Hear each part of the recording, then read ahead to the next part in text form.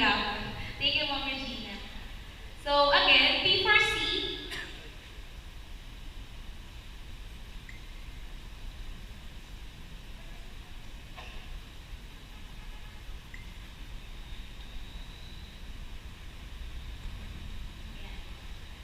Okay, for this session, I have three objectives. So first is we will be able to identify and differentiate the approaches or practices that are tried and used in P4C. So earlier, Ma'am Regina has already discussed about the four approaches in P4C. So later on, we will have a further discussion about that. So next, we will be able to recognize the importance of P4C in the classroom. So is it really possible to apply P4C in our class? And lastly, develop lesson exemplars using P4C approaches. So for me, I have attempted to create a lesson exemplars using this method. So again, philosophy for children. Philosophy for children is founded by Matthew Liebman. Very good. It was exactly in year 1974.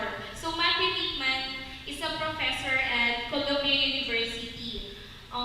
His interest is developing reasoning skills.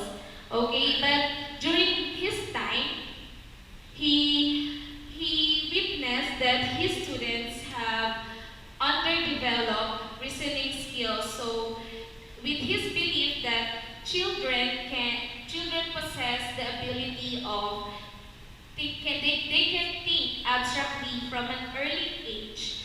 So that belief led him to his conviction in bringing philosophy or logic in child's education earlier that would help them to improve their reasoning skills.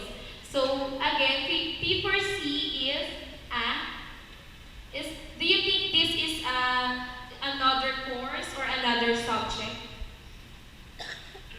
Based from the discussion of Ma'am Regina. Di ba po some of you already heard about this? Is this a course? Is this another course or another subject? Yes or no? What do you think po? No. This is a pedagogy. It's a pedagogic approach that does not refer, this is not a traditional way in teaching children the philosophy. So para siyang literature-based, para siyang play-based approach, okay? In P4C, it supports children in thinking, reasoning, and questioning. And the teacher stands as the facilitator.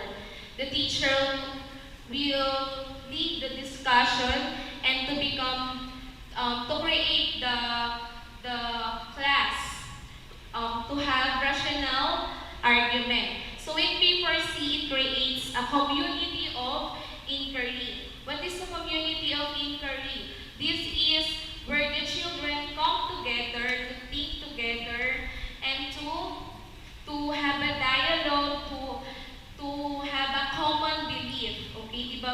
We know that children they have differences, individual differences, they have different interests. But in P4C, so they become as one. So P4C is a whole school approach, meaning they can be used across the curriculum. Pwede siya sa any subject with any ages and any ability. So during the P4C, it develops 4C skills. Ano nga po ulit yan na-discuss na kanina? We have the caring. So the children will be able to listen to one another and to value the statements of each other. So caring, di ba nga po sa mga bata meron silang iba't ibang interest. Pero dito, they will be able to become sensitive and value one's other's experiences. So next Next C is collaborative. Okay? Collaborative meaning they will be able to respond or communicate positively. Positively meaning they will not be able to offend one another. And support each other's ideas. Next C is they will be able to think critically. Okay, they will be able to question the existence, the reality, and to reason out. And lastly is to be creative, to connect to one another, or to integrate yung sarili nila dun sa lesson. Yung kanina, yung sa dialogue with the two-year-old child, yung sa greetings you may shout, and she was able to connect, or diba, naging creative siya doon kasi yung experience niya na nakakain siya ng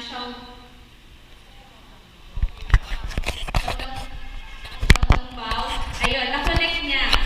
So, ayun, next po. So, there are several approaches used in P4C. But these four approaches are already tried and used. Okay, this was by UNESCO. We have Matthew Lippmann method, Jacques Levine method, Oscar Brinker Socratic method, and Michel Toss's democratic philosophical method. So, next.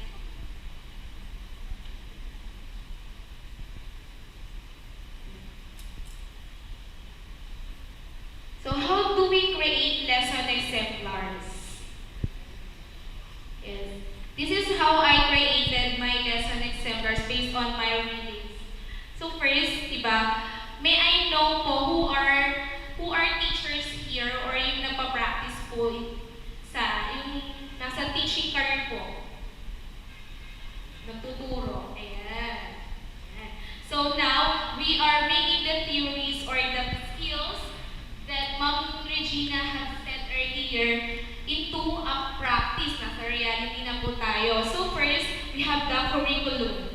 Diba, we have our own curriculum.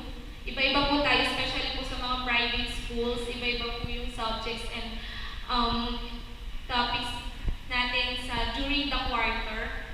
Okay, we have, under the curriculum, we have the subject area, topics, and the objectives. And then we will integrate now the P4C, which develops na po yung 4C skills: caring, collaborative, critical, and creative. And next, ayan, we will be able to have the lesson exemplars and implement that to the class. So here po, ayan. So for sa topic ko po, nung binigay sa akin ko ni Sir, nasa ano na po kasi kami nasa third quarter. So I have to integrate P4C in my lesson. Ang topic na po namin nasa reading po kami. By the way, I'm teaching kindergarten, and they are 3 to 5 years old po. Ayan. So there will be discussion team. So parang similar lang din po sa lesson plan natin, yung semi-detailed lesson 2. Discussion team, which is letter Z sound. And I incorporated the value of contentment because of my springboard later on yung sa story ko po. And the discussion topic, what is the sound of letter C? This one, in creating lesson exemplars, very challenging sa teacher because we're going, dapat po may end up tayo, dapat na nag-grasp nila yung lesson natin at the same time nag-philosophize sila. And then, yun, that's why I incorporated the topic, the contentment, what it means to be contented. And the discussion duration, we have that also.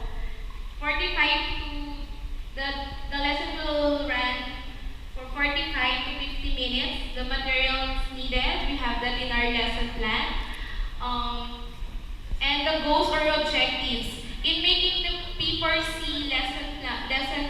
exemplars, it has skill objective and the concept objective. So for here po, pinagsama ko na siya. To identify, the children are able to identify, to sound out Z correctly, identify the features whose name begin with Z sound, and appreciate what they have making up, but appreciate what they have by making a gratitude card. So lesson plan narrative, this is not present in our lesson plan, right? In lesson plan narrative, this is where are we going to narrate kung ano yung mangyayari from the first one, sa first topic natin, going down to the generalization or conclusion. And here we can also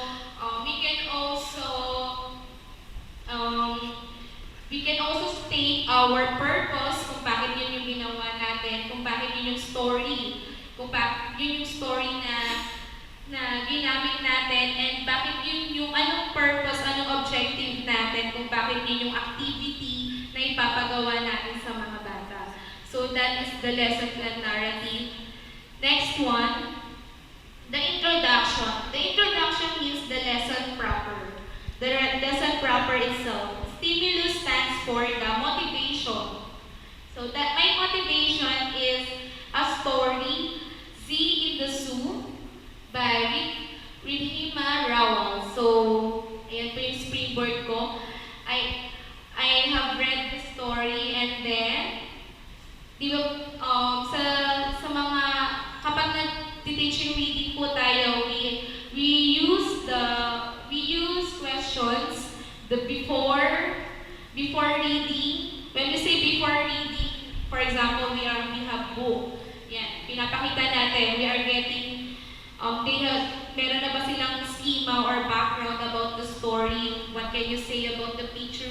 What do you think the story is all about? That's before reading. So for that, have you been in a zoo? I asked them, have you been in a zoo? If yes, what are the different animals you have seen in the zoo? Before reading, parang kinakatch po natin yung attention nila, i-involve natin sila sa story natin. During reading, that is when you are already reading the book. So we also have questions for that. And the after reading, to check if they really understand our story. Okay.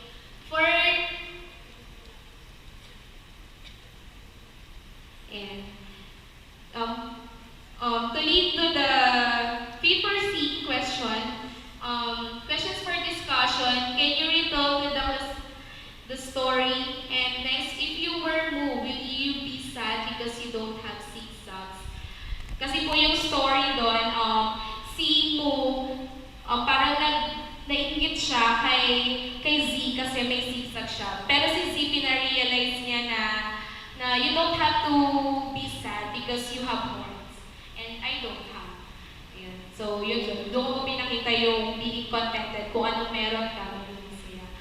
Okay. The main activity, yan na po yung pinaka-lesson ko. And then, of course, I also have questions. What have you observed from the names of the pictures? Here, I didn't tell po na the letter sound, the sound of Z is Z. Okay, but based on the pictures presented, the children will be able to grasp the sound of Z. Can you give more words that have the same beginning sound of this? So, ayan, they are being creative. Why? Because they are suggesting, they will be able to give more examples based on their past experiences, kung may na-encounter na ba sila na words na nag-start sa Z. And then, you are enough. Ito na po yung contentment na lesson namin. How can you differentiate the pictures? Ayan, may mga batang masaya, and then may mga taong hindi kompleto physically, and should they get sad or mad because they are handicapped?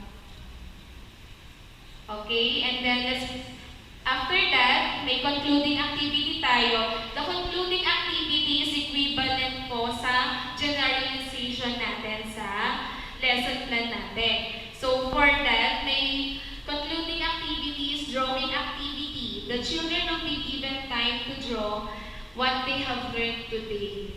So, very broad po. And then the evaluation, of course, we need that so that we know kung na-achieve ba natin yung objectives natin. And then the agreement, the homework. So, do you think po, this method that is Lippmann method, is it really possible to integrate inside the classroom?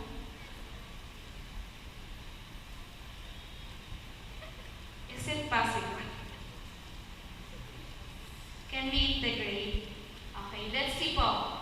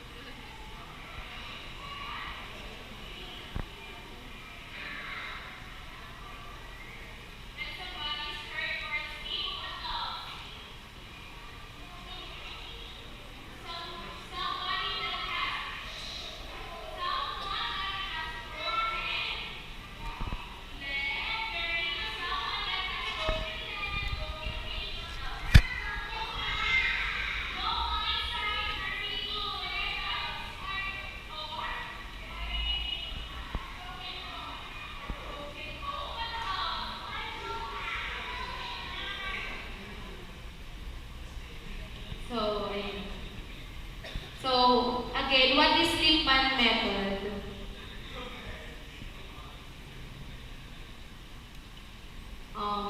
Liebman method, he believes sa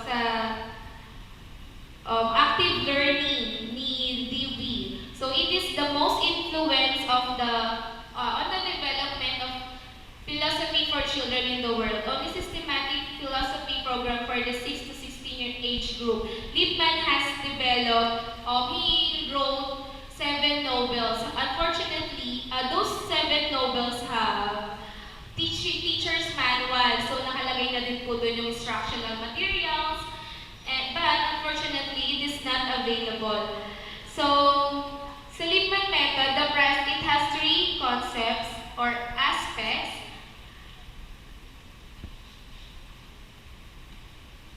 The 3 aspects is first, it develops a classroom culture of asking questions. Asking questions, these questions came from the children. So kailangan po encourage natin sila na magtanong, and dun, we can also lead them in questioning. Next is, it uses textbooks. Textbooks that can include anthropological content, which talks about the human or what makes us human. So third is, the children democratically have their turn to speak. Okay? Dun po sa video na pinakita ko kanina, na-hit po ba yung 4C skills na which is the caring, creative. Nakita po ba natin yung caring doon?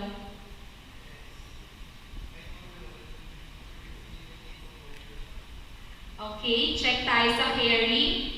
They will be able to listen, right? When you say caring, listen and value me. Next, collaborative. Nakapag-respond po ba sila? Nakapag-communicate po ba sila? Opo, thank you, sir. And will they be able to be critical? Naging critical po ba sila doon? Yes po, kasi dun sa handicap ay didn't-teach po kung ano yung meaning, but based dun sa pinakita ko, sila na mismo yung nakakuha ng concept ng handicap. Kasi sa mga batang maliliit, mahirap po isabihin na handicap is impairment sa body, ganyan. But sa mababaw na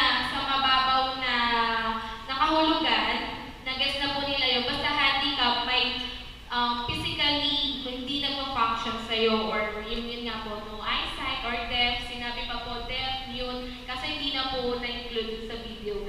And naging creative boost po ba sila doon? Naging creative po ba sila? Nag-suggest po ba sila, or they have their own explanations? Yes, okay, so check tayo kay Liebman. Next is the democratic philosophical method of Prof. Tozy. So here naman po sa language. Language naman po yung subject. The discussion theme is he, she, it. So may topic there is he, she, it. Sobrang babaw po. Ang dali lang po ituro. Present ko lang yung he, she, it. But using P4C, discussion topic, when do we use he, she, and it? The discussion duration, materials needed also there. The goals of the objectives, they will be able to identify correct usage of he, she, it. We analyze how gender identity works through simple activity and use he, she, it in a sentence correctly. So dito po pinasok ko po yung gender role or gender equality. Okay, lesson plan narrative, same as earlier. I-explain po natin kung paano tatakbo yung lesson. And then yung purpose, bakit yun yung ginamit, bakit yun yung activity natin. And then the introduction, picture match up. Each child will be given picture, they will find their match, the same picture with them. And then question, who uses or owns this object on the picture.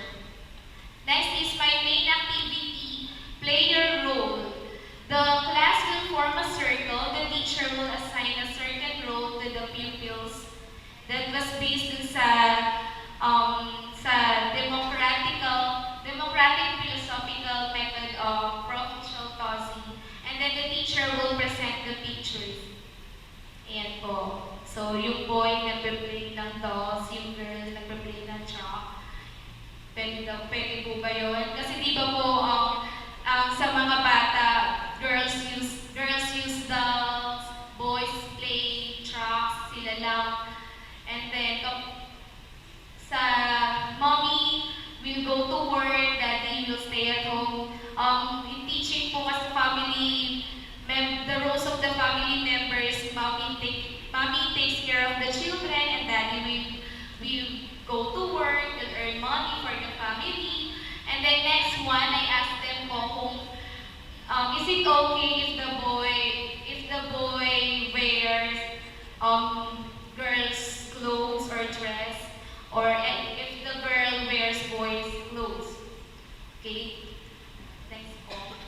Ayan. Concluding activity, the teacher will show picture and the children will say something about it using he, she, it.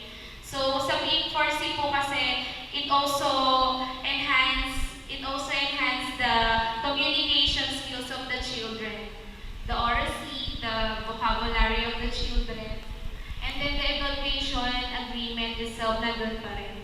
So, let's identify first Michelle Tosi's democratic philosophical method. As what has been said earlier, this method is almost the same as Lippmann Matthew, but it also uses textbooks, pero pwede din naman po hindi.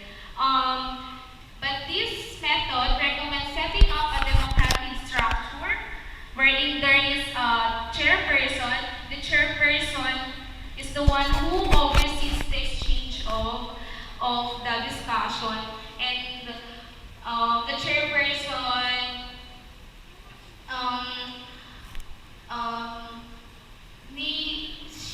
the chairperson recall the rules of functioning. Next is the reformulators. The reformulators po, they will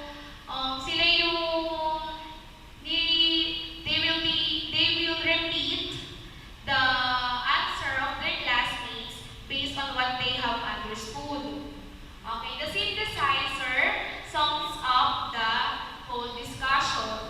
And also there is scribe. The scribe is the one who take down notes dun sa pinag-uusapan. But since mahirap pa po, hindi pa agad nakakapag-spell, kaya sinasabi ko na lang po yung important details na kailangan isulat ni scribe. And then observers, the observers have chosen not to participate dun sa group discussions. Tinitignan lang nila kung ano yung progress ng discussion, and then magko-comment sila pag tinanong ni teacher. And the discussants, these are the people who really involved to the discussion, yung laging tinatanong ni teacher about the topic. And the last one, the facilitator, the one who runs the whole discussion. So here in democratic philosophical method, naging democratic siya kasi may mga assigned roles tayo. So, do you think is this possible to use in the class? Is this method possible to use in our class? Yung may mga na-assign po tayo? Yes? Okay. Let's see po.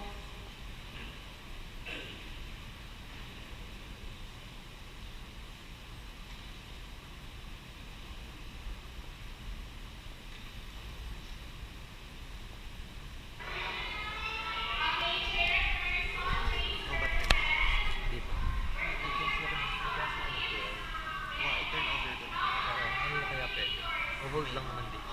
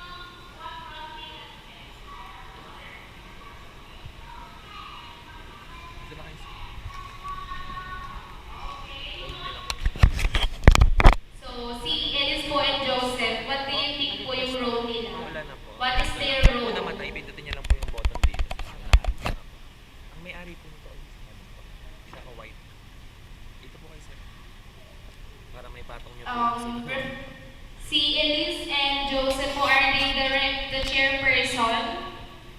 Chairperson po ba?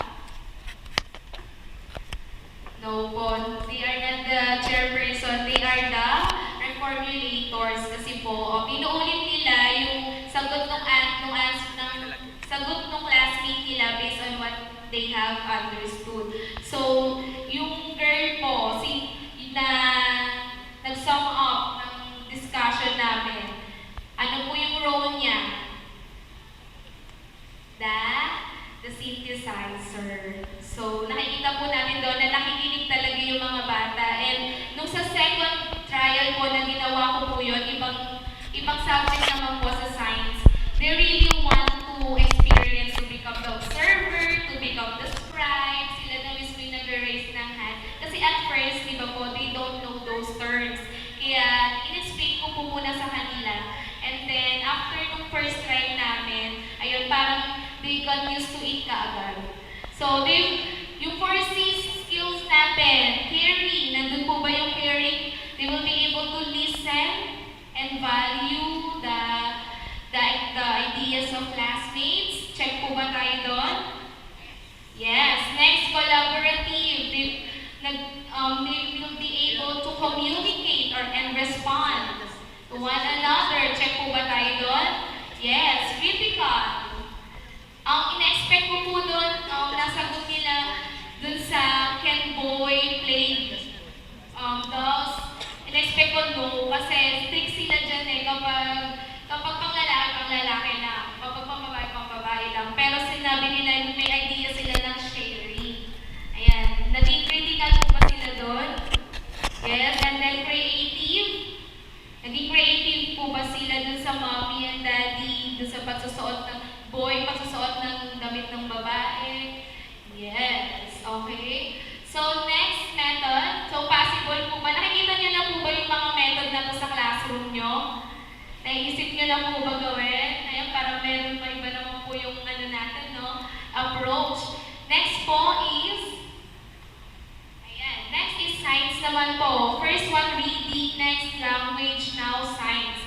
For this subject, I use Socratic method of Oscar Wilfer. I also have discussion team, proper ways of taking care of the animals, and the third quarter na, so nandito na kami sa proper ways of taking care of the animals. Remember po, we also have to follow the curriculum natin. Kailangan may curriculum tayo. And then, discussion topic, how do we take care of animals, discussion duration, materials needed, the goals and objectives. My goals and objectives are tell the ways on how to take care of animals, show love and no discrimination to every creature, to promote love and care to animals by making a simple poster. Meron pa rin pong lesson plan narrative. Here po, ang gusto kong iparating sa kanila na all animals should be taken care of.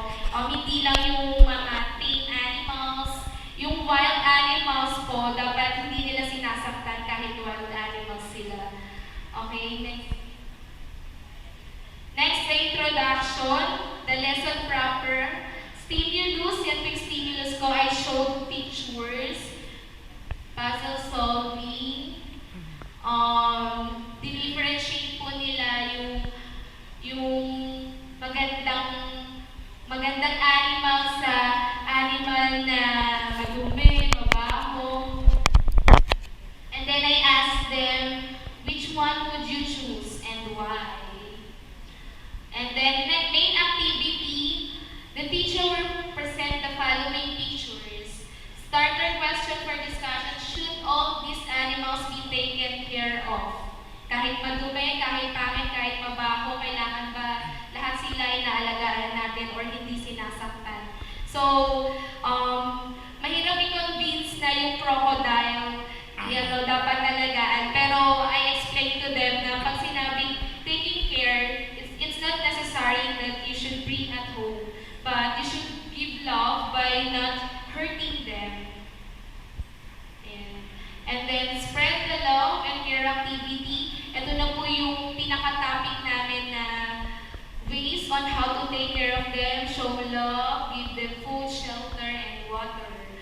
Among the animals shown, to which will you give the piece of paper that you have here? So, I expected po na lahat ng animals makaka-receive ng piece of paper na to. And then, the clothing activity, which is the generalization, ang mga ibon na lumilipad, parang appreciation song po siya sa what can you say about our song?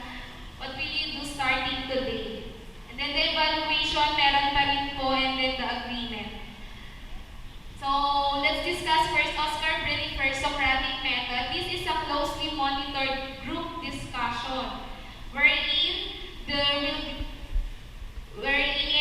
children ask questions, rephrase ideas, and raise objections. So here po, once the children po nag-answer, we will ask the other students to repeat kung ano po yung sinabi ng classmates. Bakit po kailangan i-repeat yung sinabi? Because to check if they really understand the statement of others. Kasi po, we say nga po, diba, if it's P for C, it's not longer your opinion. Kumbaga, nagkakaroon na kayo ng one opinion that you are building or shaping common understanding. And then, tatanong natin kung do you agree, yes or no. So yeah, faced with the question, speaker asks if anyone disagrees with this idea and ask them why. And then yeah, the teacher asks the group to respond to this objection. So possible po kaya to. Ginagawa na po natin to no? Pinaparipit natin, hindi mo ba yung sinabi niya? Pero yun pala, method na pala ni Oscar.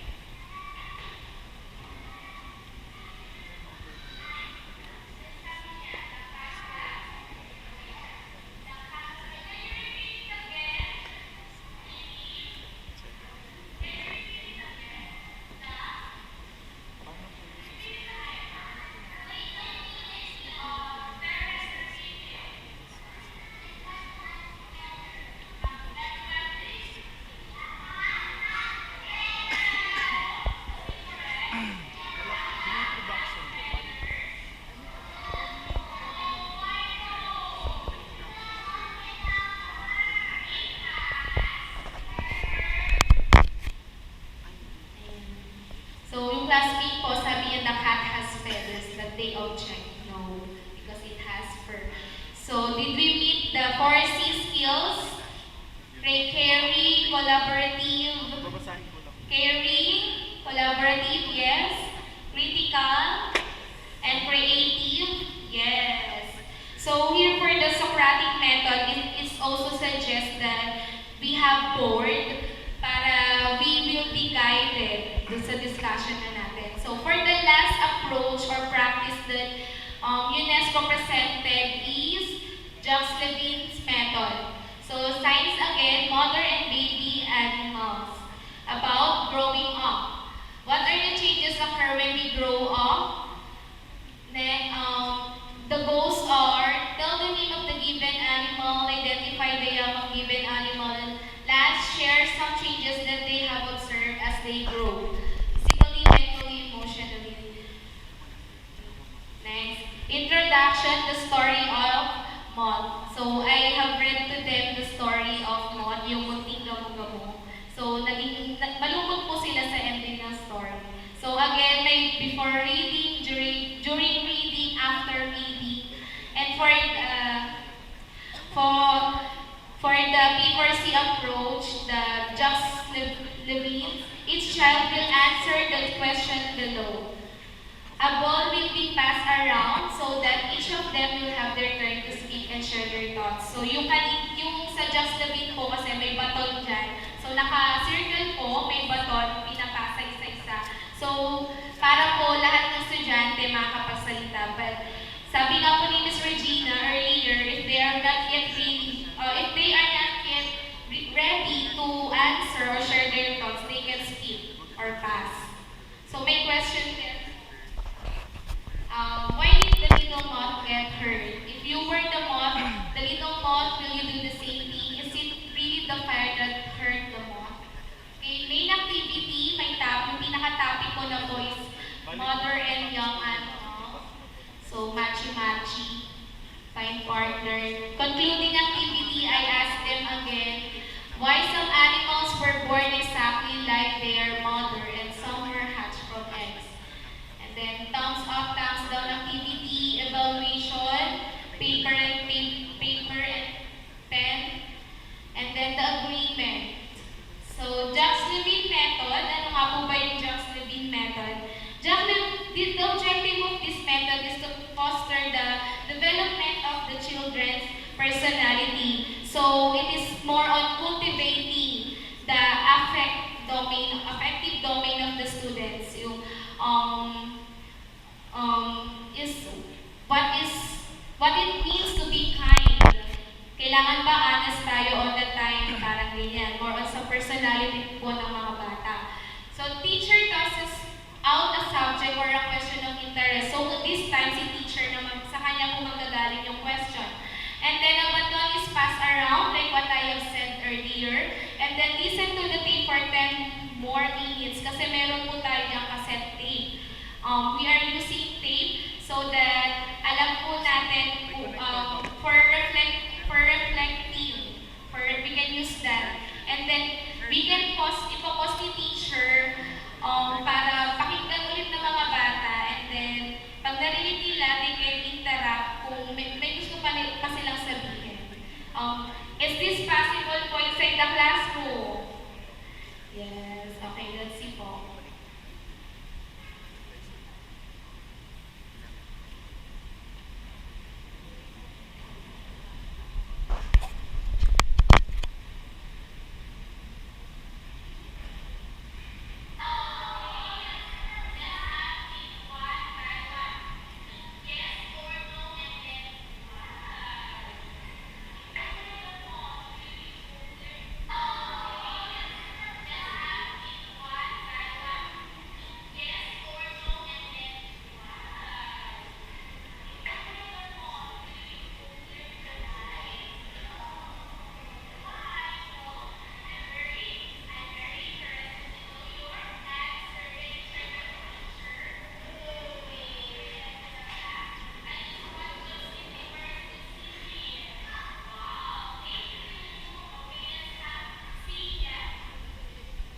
So dito po pala sa Jack's Levine method, teacher will say that I am very excited to know your answer. Parang i-encourage po natin sila.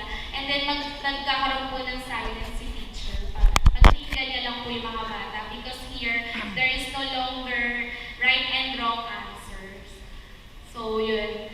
Na-differentiate po ba natin yung 4? Ayan pa pala, caring. Ayan, 4 C skills. Yes, collaborative, they will be able to respond, to think critically, and then creative, so they will be able to suggest. Okay, tips.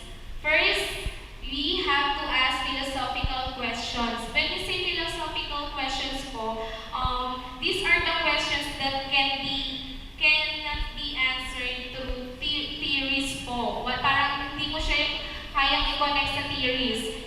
No discipline can answer the question. Yun po yung philosophical question. But sa mga bata, pag philosophical questions, pag pwede na po yung basta yung walang yung out of the textbook na answer. Yun, philosophical question. Next, provide thinking time. Some of them cannot really share kasi